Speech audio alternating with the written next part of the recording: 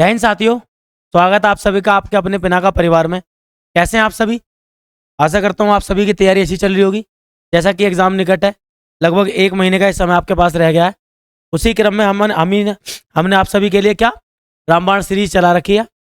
आशा करता हूँ आप सभी इसको अच्छे से देख रहे होंगे, फॉलो कर रहे होंगे और इसमें जो आने वाले क्वेश्चन हैं उनको भी कर रहे होंगे। उसी क्रम में आप सभी को पता है कि हम भारतीय राज्य व्यवस्था या इंडियन पॉलिटी के क्वेश्चंस को डिस्कस कर रहे हैं और इसी क्रम में चलते हुए हमारा सेट नंबर 4 आज आपके सामने है। यदि आपने पिछले सेट नहीं देखे हैं तो ध्यान से देखें, ठीक है ना। ध्यान से उन सेट को भी कर लें और आइए करते हैं आज आपका सेट नंबर 4। देखिए, जैसा कि आप सभी को पता है पर सेट लगभग 30 क्वेश्चन आपको कराए गए, लगभग 30 क्वेश्चन आपको कराए गए। तो 3 सेट आपके हो चुके हैं और ये आपका 4th सेट है, जिसमें क्वेश्चन नंबर 91 आज का पहला या फिर कह दूं मैं इस सीरीज का 91st क्वेश्चन क्या कहता है, राज्यसभा निर्वाचन क्षेत्र की अधिकतम संख्या कितनी है।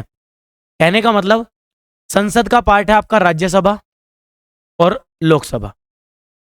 उसी में पूछा गया कि राज्यसभा का जो निर्वाचन क्षेत्र है उसकी अधिकतम संख्या कितनी है। ठीक है, कितनी अधिकतम संख्या, तो आप सभी याद रखेंगे हमारी राज्यसभा के अंदर जो निर्वाचन क्षेत्र है वो है अधिकतम संख्या कितनी, 250। कितनी है भाई, 250। ये अधिकतम संख्या है। परंतु क्वेश्चन में अगर हो जाता कि वर्तमान समय में कितने निर्वाचन क्षेत्र हैं, तो आप याद रखें वर्तमान समय में इनकी संख्या 245 है। कितनी है भाई, 245। और इस 245 के अंदर सबसे ज्यादा जो अपने पास सीटें या निर्वाचन क्षेत्र रखता है वो राज्य है आपका उत्तर प्रदेश और कितनी सीटें रखता है आपकी, 31। ठीक है ना। तो इस प्रकार 91st क्वेश्चन का आंसर हो जाता है ऑप्शन नंबर ए। चलिए देखते हैं नेक्स्ट। समझ में आप सभी क्या आ रहा होगा। आप लोग भी अटेम्प्ट करें, कोशिश करें आप भी करने की, और नहीं हो पाता है तो फिर ध्यान दें कि क्या इसका आंसर हो सकता है। ठीक है ना।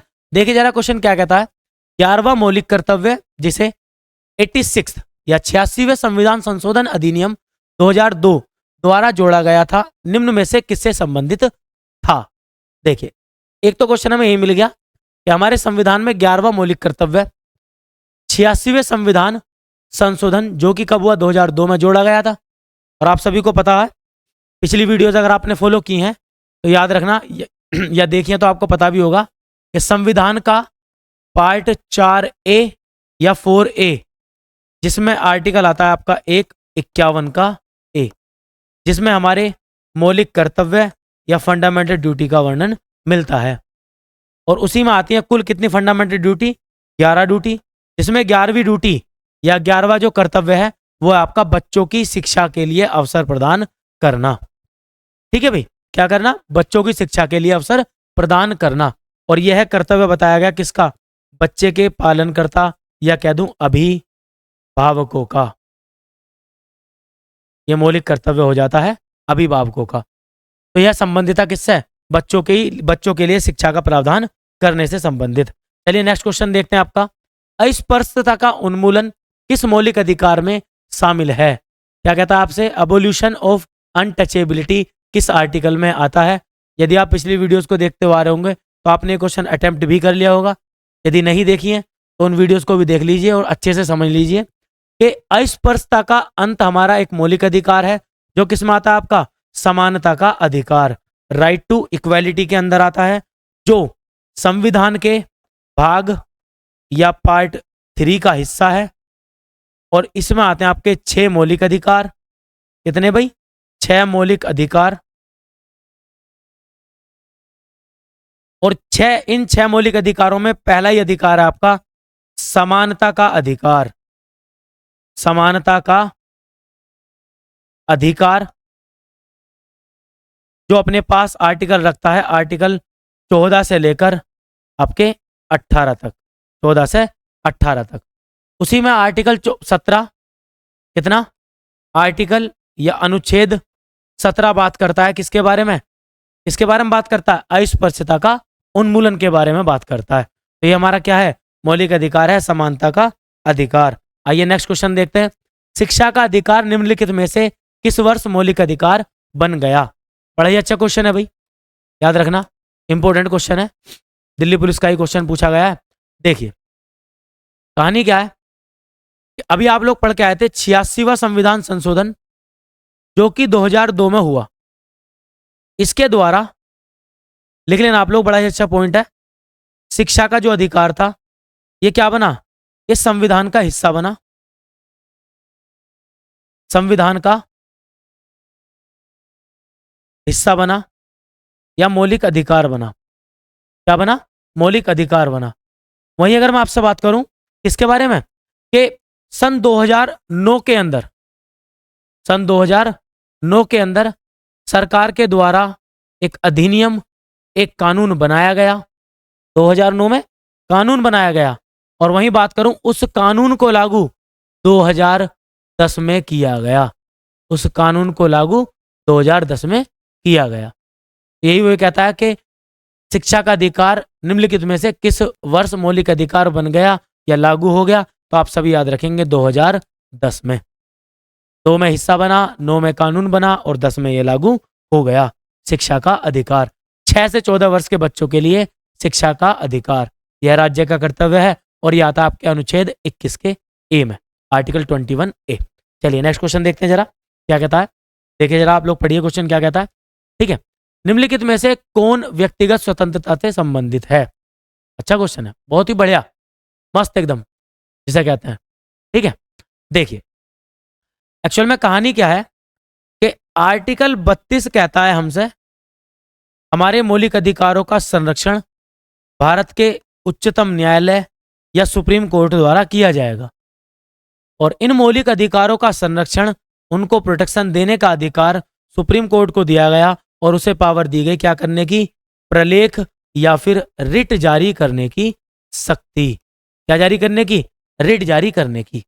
और आर्टिकल 32 के अकॉर्डिंग सुप्रीम कोर्ट 5 प्रकार की रिट जारी कर सकता है। कितने प्रकार की, 5 प्रकार की। और उस 5 प्रकार में जो पहला प्रकार ही बात करूं वो आता है आपका हैबियस कॉर्पस या बंदी प्रत्यक्षीकरण। क्या कहता है, बंदी प्रत्यक्षीकरण। और यही है हमारा किससे, व्यक्तिगत स्वतंत्रता से संबंधित, व्यक्तिगत स्वतंत्रता से संबंधित अधिकार या फिर कह दूं रिट, है ना। देखिए 4 रिट आपके सामने लिखी हुई हैं।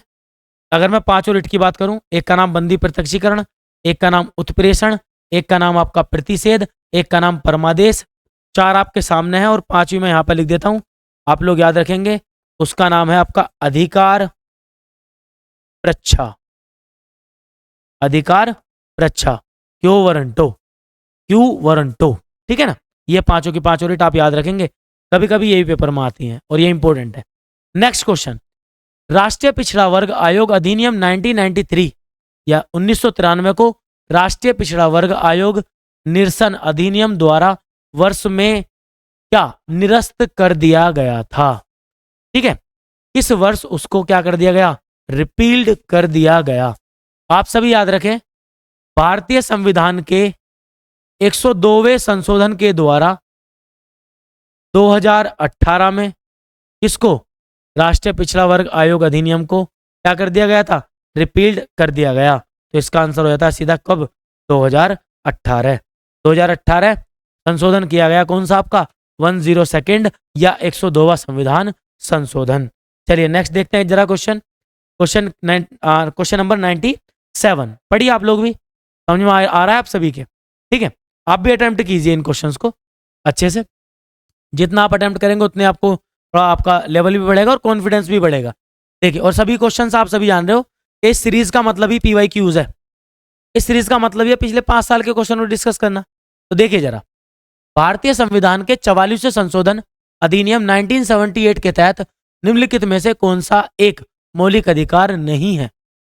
अगर आप पिछली क्लासेस को करते हुए आए होंगे तो अब तक आप आंसर दे चुके होंगे। ठीक है, और अगर आपने क्लासेस नहीं की हैं तो जरा ध्यान रखें, क्लासेस को कर लें। मैं आपको बताता हूं, मूल संविधान के अंदर हमारे पास 7 मौलिक अधिकार थे, जिसमें 44वें संशोधन 1978 के द्वारा संपत्ति का अधिकार मौलिक अधिकार से निकाल दिया गया, मौलिक अधिकार से निकाल दिया गया। ठीक है ना, और हमारे पास मौलिक अधिकारों की संख्या बची कितनी, 6 मौलिक अधिकार। तो सीधा सा इसका आंसर हो जाता है आपका संपत्ति का अधिकार। और इसे यहां से निकालकर कहां ले गए थे, आर्टिकल 308 ए के अंदर। कहाँ ले गए थे? 300 ए के अंदर। और आर्टिकल 300 ए किस पार्ट में आता है? ये आप लोग सभी मुझे बताएंगे कि किस पार्ट में आर्टिकल 300 ए आता है। ठीक है ना? चलिए नेक्स्ट देखते हैं जरा। नेक्स्ट क्वेश्चन, क्वेश्चन नंबर 98 क्या कहता है? मोतीलाल नेहरू की अध्यक्षता में भारतीय संविधान के मसौदे को तैयार करने के लिए किस वर्ष एक समिति का गठन किया गया था? ठीक है ना? इस वर्ष किया गया था। पढ़िए आप लोग, आप क्वेश्चन पढ़िए और ऑप्शन पढ़िए, फिर बताते हैं। बड़ा ही अच्छा क्वेश्चन है। ठीक है ना? चलिए ठीक है भाई, पढ़ लिया आप सभी ने क्वेश्चन? तो देखिए मैं आपको बताता हूं, आप सभी याद रखना 1928 में मोतीलाल नेहरू जी के द्वारा एक रिपोर्ट दी गई जिसका खुद नाम था नेहरू रिपोर्ट। नेहरू रिपोर्ट जो किसको दी गई थी? उस समय के राज्य सचिव बर्कन हेड को, है ना? और उस समिति का गठन ही किया गया था किसके लिए? भारतीय संविधान के मसौदे को तैयार करने के लिए। और इसका गठन कब किया गया? मैंने बता ही दिया आपको, 1928। इसका मतलब आंसर क्या हो जाएगा? 1928। बस यही डाउट हमारे मन में रहता है कि 1928 मोतीलाल नेहरू जी के द्वारा बनाई गई रिपोर्ट है नेहरू रिपोर्ट। आप डाउट ना रखें कि पंडित जवाहरलाल नेहरू है। इसका आंसर क्या होता है? मोतीलाल नेहरू जी। ठीक है, चलिए नेक्स्ट देखते हैं। नेक्स्ट क्वेश्चन आपका देखिए, पुंछी आयोग जिसे मदन मोहन पुंछी के अधीन वर्ष 2007 में नियुक्त किया गया था और 2010 में अपनी रिपोर्ट प्रस्तुत की थी, को निम्नलिखित पर सिफारिशें करने के लिए नियुक्त किया गया था। समितियों से संबंधित क्वेश्चंस आपके पेपर में आते रहे हैं और जब आते रहे हैं तो आने की संभावना भी रखते हैं। तो आप सभी याद रखें, दिल्ली पुलिस एग्जीक्यूटिव आपके इसी एग्जाम 2020 में एक क्वेश्चन आया था। और आप सभी याद रखना, पुंछी आयोग का गठन किया गया था सेंटर स्टेट रिलेशन को दिखाने के लिए या उससे संबंधित प्रावधान लाने के लिए, उसकी सिफारिशों के लिए। ठीक है, आप सभी को इसका ईयर भी याद हो जाएगा, पुंछी आयोग 2007। एक और मैं आपको बताता हूं आयोग, उसका नाम है सरकारिया आयोग। सरकारिया आयोग ये भी इसी से संबंधित था और इसका गठन किया गया था 1983 में और सेम केंद्र राज्य संबंध से संबंधित था। लिख लेना, इंपॉर्टेंट आयोग है, बार बार एग्जाम में आता रहा है। ठीक है ना? चलिए नेक्स्ट क्वेश्चन देखते हैं जरा। क्वेश्चन आपका 100। देखिए धीरे धीरे करके हम क्वेश्चन नंबर 100 पर पहुंच गए और पॉलिटी के वही शानदार अच्छे क्वेश्चंस आपके सामने आ चुके हैं। आप इन्हें बार बार देखिए, रिपीट कर लीजिए, इन्हें याद कर लीजिए, इनके आने के बहुत ज़्यादा चांसेस हैं।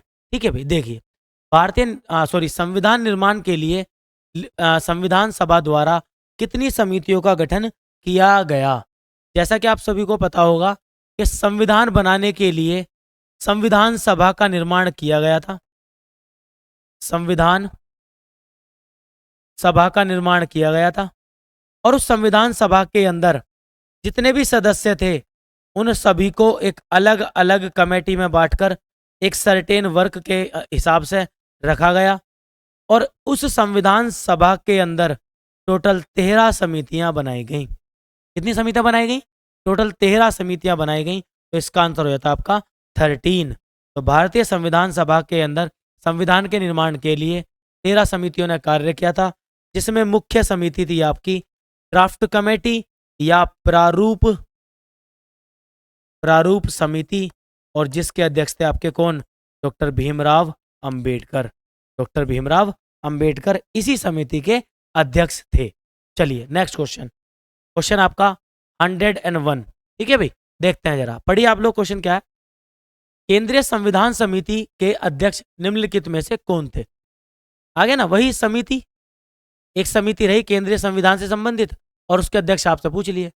तो ये अध्यक्ष भी पूछे जाते रहे आपके समितियों के, आप इन्हें भी याद कर लेंगे अच्छे से। और देखिए केंद्रीय संविधान समिति के अध्यक्ष रहे आपके पंडित जवाहरलाल नेहरू जी। जैसे प्रारूप समिति के अध्यक्ष कौन थे? प्रारूप समिति के अध्यक्ष थे आपके डॉक्टर बी.आर. अंबेडकर। उसी प्रकार से संघ संविधान समिति या केंद्रीय संविधान समिति के अध्यक्ष कौन रहे? पंडित जवाहरलाल नेहरू। आइए नेक्स्ट क्वेश्चन, क्वेश्चन नंबर 102 क्या कहता है, पढ़िए।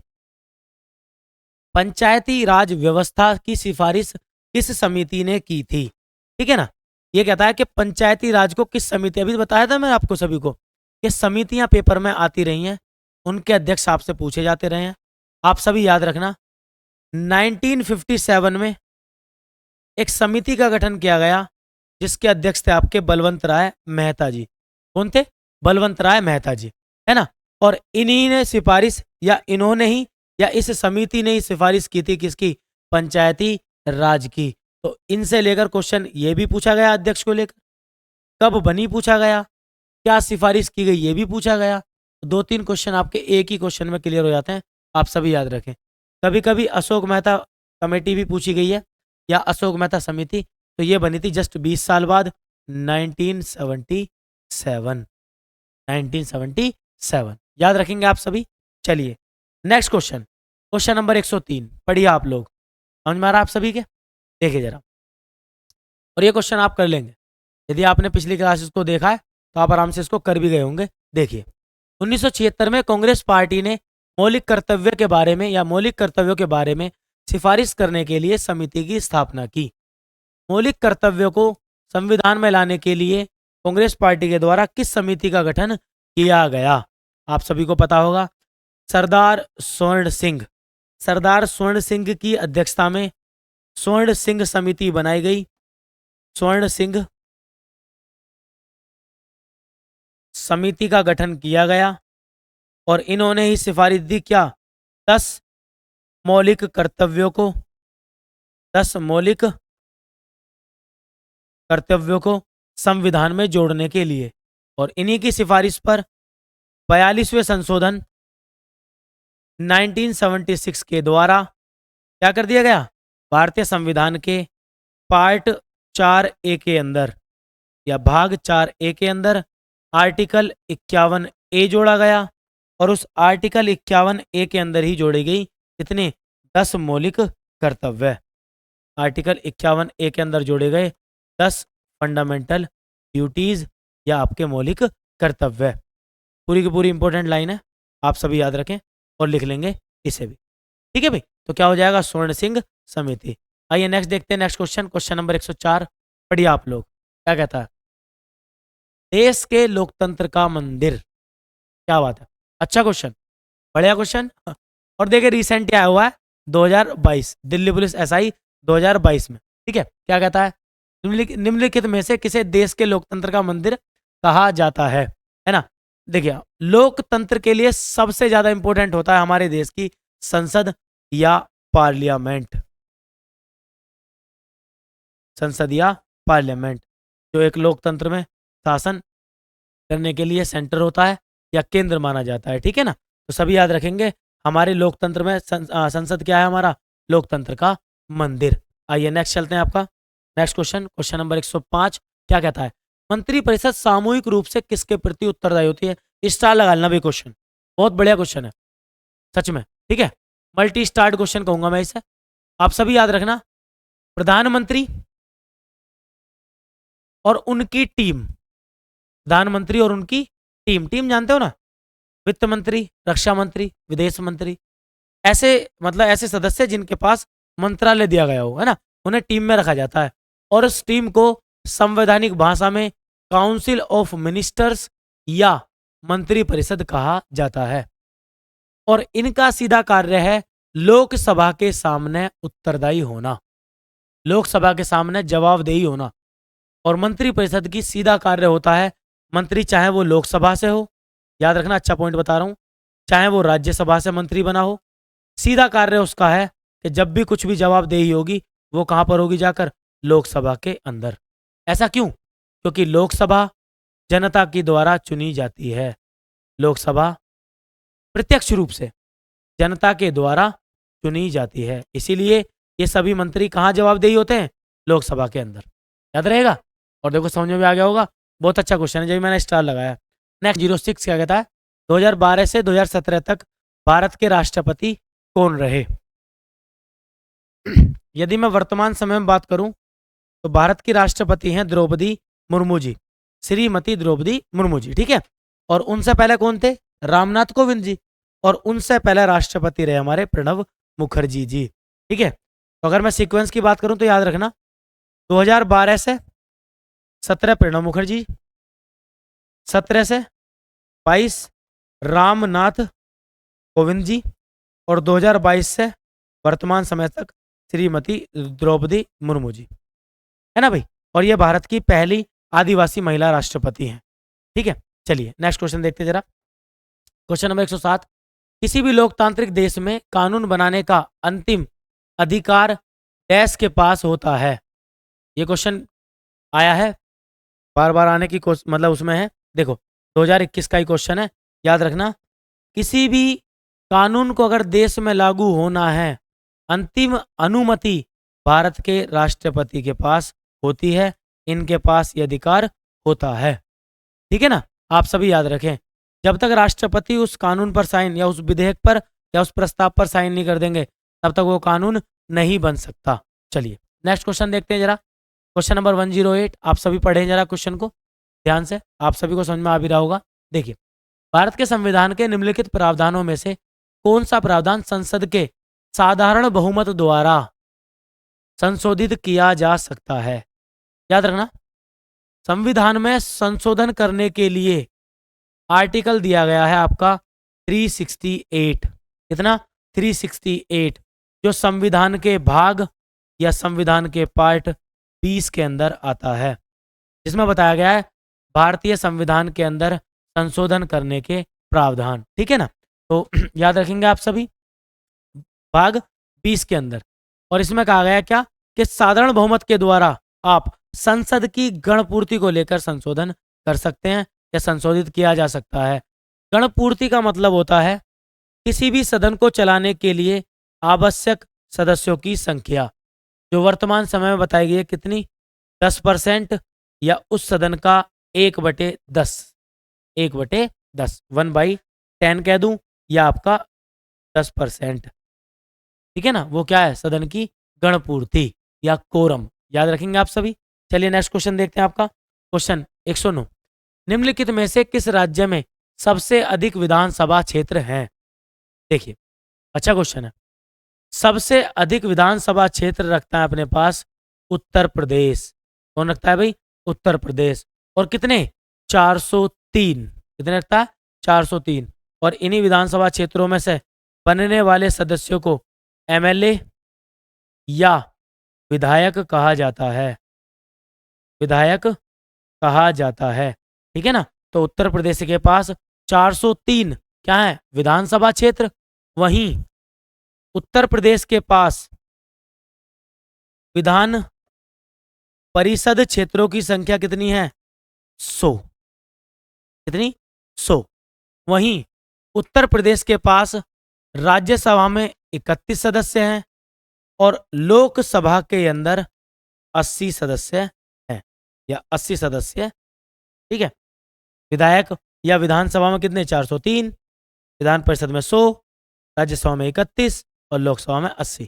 ठीक है भाई, चलिए, और सभी सर्वाधिक हैं सभी राज्यों के अंदर सर्वाधिक हैं उत्तर प्रदेश के पास। चलिए नेक्स्ट क्वेश्चन देखते हैं जरा। क्वेश्चन नंबर 110, संसद के दोनों सदनों की संयुक्त बैठक की अध्यक्षता किसके द्वारा की जाती है। संयुक्त बैठक का प्रावधान मिलता है आपको आर्टिकल 108 या आर्टिकल 108 में, जिसको बुलाने का अधिकार दिया गया है या शक्ति दी गई है हमारे देश के महामहिम या राष्ट्रपति जी को। याद रखना, परंतु इसकी अध्यक्षता लोकसभा के अध्यक्ष द्वारा की जाती है। बुलाने का अधिकार है केवल किसके पास? राष्ट्रपति के पास। वहीं ज्वाइंट सेशन को या संयुक्त बैठक की अध्यक्षता को किसके द्वारा किया जाता है? लोकसभा के अध्यक्ष के द्वारा। याद रखेंगे आप सभी। चलिए देखते हैं नेक्स्ट क्वेश्चन, समझ में आ रहा होगा आप सभी के। देखिए पढ़िए क्वेश्चन क्या कहता है। किसी राज्य की विधान परिषद के कुछ के द्वारा मनोनीत, थोड़ा सा टाइपिंग एरर है, जरा ध्यान देंगे। क्या है एक्चुअल में, क्या है? ये कहता है कि किसी भी राज्य के अंदर विधान परिषद के कुछ सदस्यों को डैश के द्वारा, किसके द्वारा? डैश मतलब किसके द्वारा मनोनीत किया जाता है। तो आप सभी याद रखें, प्रत्येक राज्य के राज्यपाल, हमारे पास, मैं थोड़ा सा आपको समझाता हूं, जरा ध्यान देंगे। यदि मैं आपसे विधानसभा की बात करूं तो भारत के 28 राज्यों के पास 28 राज्यों के पास विधानसभा है, 28 के 28 राज्यों के पास विधानसभा है ना, याद रखना आप सभी। वहीं अगर मैं बात करूं विधान परिषद की, इसकी बात करूं विधान परिषद की, तो विधान परिषद हमारे यहां पर है केवल केवल 6 राज्यों के पास। विधान परिषद कितने राज्यों के पास है? 6। और आप 6 के 6 याद भी रख लो, मैं लिख देता हूं, आप सभी लिख लेना। देखिए, उत्तर प्रदेश के पास है, वहीं बिहार के पास है। और अगर आप इनको याद करना चाहते हैं ना, तो इंडिया के मैप में देखिए, ये दोनों पास पास होंगे। बाकी 4 भी अपने एक दूसरे के आसपास हैं। 4 कौन कौन से? महाराष्ट्र, कर्नाटक, आंध्र प्रदेश, और आंध्र प्रदेश से निकल के बना कौन सा आपका? तेलंगाना। कौन सा? तेलंगाना। आप सभी लिख लेंगे ना ध्यान से, तेलंगाना, ठीक है ना, याद रखना। इन 6 राज्यों के पास, और इन 6 राज्यों के राज्यपालों को अधिकार दिया गया है या शक्ति दी गई है क्या करने की?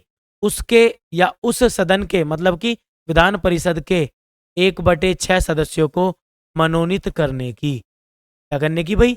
मनोनीत करने की शक्ति इसके पास है, राज्यपाल के पास। तो विधान परिषद के कुछ सदस्यों को राज्यपाल के द्वारा मनोनीत किया जाता है। आप इन्हें याद रखें, क्वेश्चन आता है पेपर में, ठीक है ना। चलिए नेक्स्ट। बड़ा ही अच्छा क्वेश्चन है भाई, सच में अच्छा क्वेश्चन है भाई, मैं बताऊं। और देखो अच्छा है ना, इसीलिए आपके एग्जाम का भी है। देखिए क्या कहता है, एक केंद्रीय मंत्री की अवधि के लिए संसद का सदस्य नहीं होने पर मंत्री नहीं रह जाता है। ये कह रहा है कि यदि कोई सदस्य है, सॉरी, कोई कोई व्यक्ति है और वो क्या है, एक मंत्री है या उसके पास कोई मंत्रालय है, परंतु वह किसी भी सदन का सदस्य नहीं है, तो आप याद रखना वह मंत्री रहेगा केवल केवल लगातार 6 महीने तक। और 6 महीने के अंदर उसे या तो लोकसभा या फिर राज्यसभा का मेंबर बनना पड़ेगा। कहने का मतलब संसद का सदस्य बनना आवश्यक होगा, या तो लोकसभा या फिर राज्यसभा का, ठीक है ना, याद रखना आप सभी। उसे 6 महीने का समय मिलता है क्या करने के लिए? सदस्यता ग्रहण करने के लिए, और उसे लोकसभा या राज्यसभा में बैठना आवश्यक होता है। चलिए नेक्स्ट। अदरवाइज उसे मेंबरशिप हटा दी जाती है, मंत्रालय उसको नहीं मिलता। देखिए नेक्स्ट, संसद की संयुक्त बैठक की अध्यक्षता किसके द्वारा की जाती है? अगेन रिपीटेड क्वेश्चन है ना, रिपीट भी कर दिया गया, इसीलिए किया गया क्योंकि इंपॉर्टेंट भी है। याद रखना, संयुक्त बैठक बुलाते हैं राष्ट्रपति और अध्यक्षता कौन करते हैं? लोकसभा के अध्यक्ष।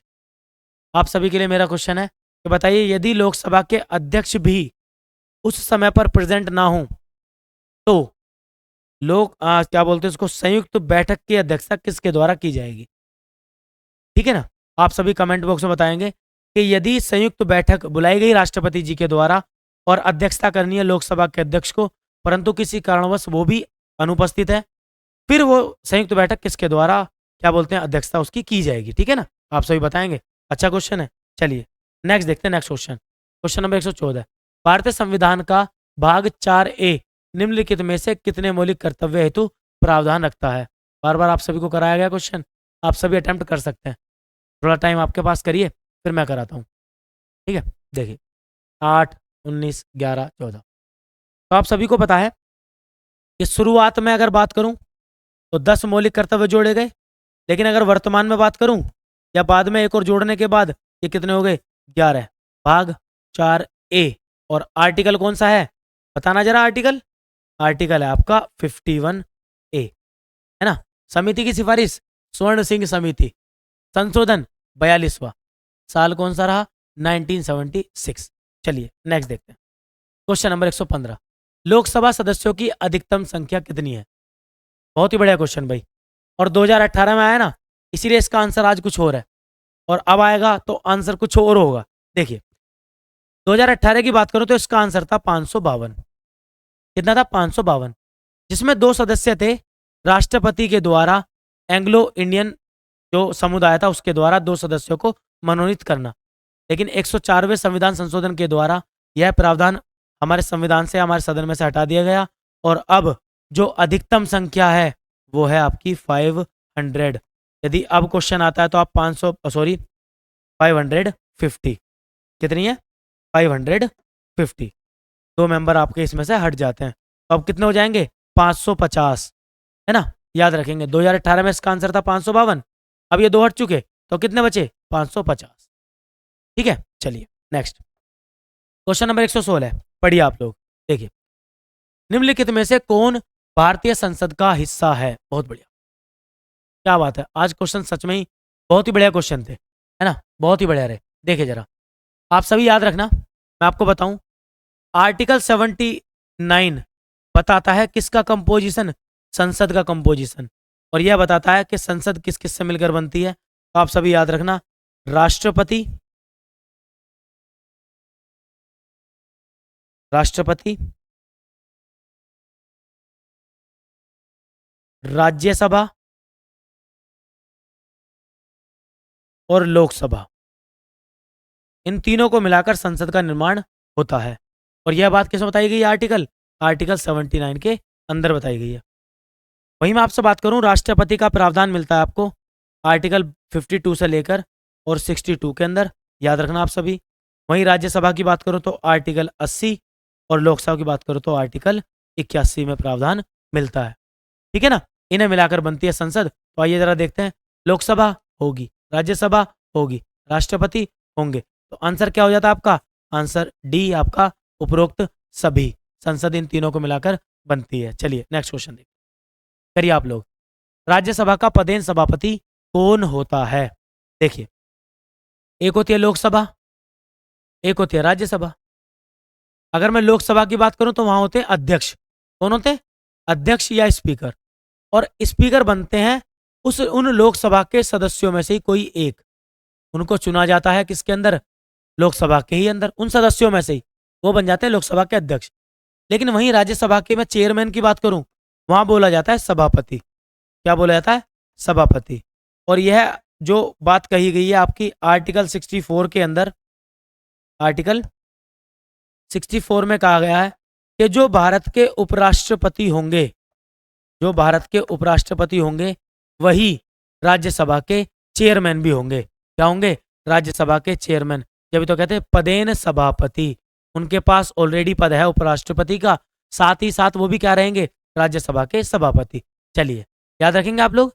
चलिए नेक्स्ट क्वेश्चन देखते हैं जरा, आपका क्वेश्चन नंबर 118, राष्ट्रपति की परिलब्धियां तथा भत्ते और उनके कार्यकाल से संबंधित अन्य व्यय भारत के या की में प्रभावित किए जाते हैं, मतलब कि कहां पर ये लोडेड होते हैं या कहां से लिए जाते हैं। तो आप सभी याद रखना, भारत की संचित निधि, या कह दूं consolidated fund of India, article 266 पर भारित होते हैं। भारतीय राष्ट्रपति के वेतन, भत्ते, उनके कार्यकाल के दौरान होने वाले खर्चे सब किस पर डिपेंड होते हैं? भारत की संचित निधि पर। ठीक है ना, याद रखना आप लोग। कह दो एक तरीके से अकाउंट, हमारा अकाउंट है ये कंसोलिडेटेड फंड या संचित निधि।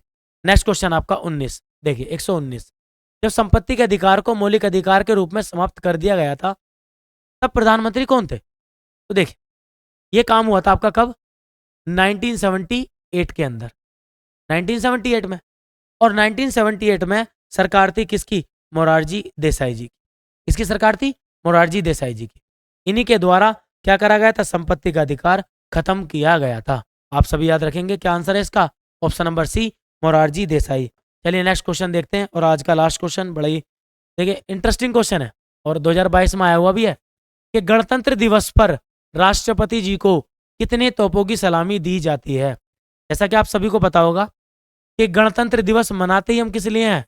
भारत को गणतंत्र या रिपब्लिक होने की खुशी में, जब भारत हमारा क्या बना था? एक गणतंत्र बना था। और हमारे गणतंत्र के जो मुखिया या कह दूं हेड जो होते हैं वो कौन होते हैं? भारत के राष्ट्रपति। और उन्हें जो सलामी दी जाती है वो दी जाती है कितनी? 21 तोपों की सलामी। और वो कब? 26 जनवरी, हर वर्ष 26 जनवरी को।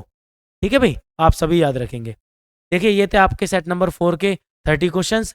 इसी तरीके से आपके पास 120 क्वेश्चंस पॉलिटी के इंपोर्टेंट पहुंच चुके हैं। अभी 1-2 क्लासेस और आपके ऐसी रहेंगी, उसके हिसाब से आपके पास काफ़ी ठीक ठाक मात्रा में पॉलिटी के क्वेश्चंस पहुंच जाएंगे। आप इन्हें बार बार देखिए, अपनी तैयारी कीजिए।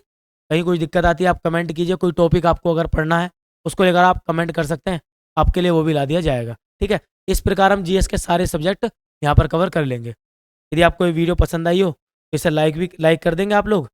ठीक है, शेयर कर लेंगे और चैनल को सब्सक्राइब कर देंगे ताकि ये सारी वीडियोस आपके पास पहुँचें और आपको नोटिफिकेशन मिल जाए समय के साथ और आपकी तैयारी लगातार चलती रहे। समय कम है आपके लिए, आप लोग इन वीडियोज़ को अच्छे से देखते रहें और तैयार करते रहें। धन्यवाद।